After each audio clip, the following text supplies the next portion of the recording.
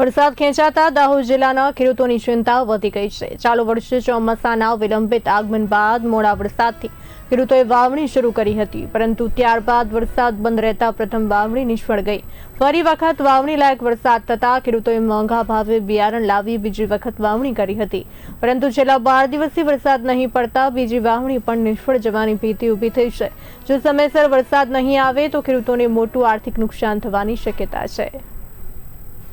હવે વરસાદ આ ચોમાસામાં લેટ આવ્યો અને વરસાદ મોડો બી આવ્યો અને પછી વરસાદ પડ્યો એટલે વાવેતર કરી બી દીધું અને વાવેતર કર્યા પછી ફરી વરસાદ બંધ થઈ ગયો એટલે એ જે વાવેતર કરેલું એ નિષ્ફળ ગયું એટલે બીજી વારનું ફરી વાવેતર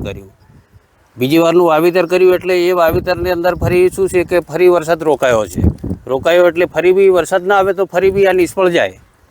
આવી કન્ડિશન છે। બિયારણ અત્યારે મોંઘા ભાવનું લાવવાનું અને એ બિયારણ જો ડબલ વાર વાવેતર કરવાનું થાય તો ખેડૂતની શું દશા થાય? પછી ખેડૂત દેવામાં ના ભરાય તો કઈ જાય? આ રીતની કન્ડિશન છે ખેડૂતની। અમે વરસાદ આવ્યો હતો અને જે મોંઘા ભાવનું મક્કી અને સોયાબીનનું વાવેતર કર્યું હતું અને વરસાદ લેટ થવાથી નિષ્ફળ થયું છે અને હવે ફરી બીજી વાર અમે મોંઘા ભાવનું બિયારણ લાવીને વાવેતર કર્યું, એમાં પણ આ ક્યાંક ને ક્યાંક આ વરસાદ લેટ થવાના કારણે આ પણ નિષ્ફળ જાય એવી અમને સંભાવના છે। જોહાર। વરસાદ આવ્યો તો ફરી વાવણી કરી, ફરી જતો રહ્યો તો વાવણી ફેલ ગઈ છે। ફેલ ગઈ તો ફરી અમારે નુકસાન જાય, ફરીથી ઓરવું પડ્યું